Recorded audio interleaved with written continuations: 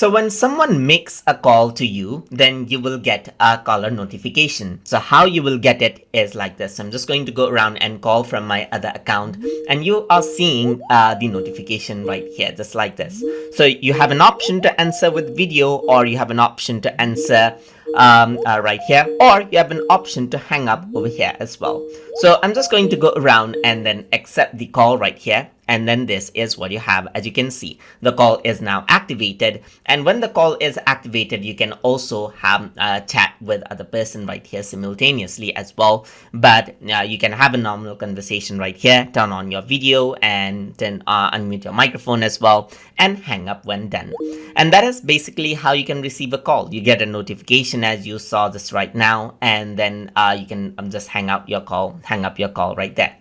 And that is how you can go around and receive your call inside of Microsoft Teams. So I hope you guys learned something as always. And as always, please like, comment, share, and subscribe.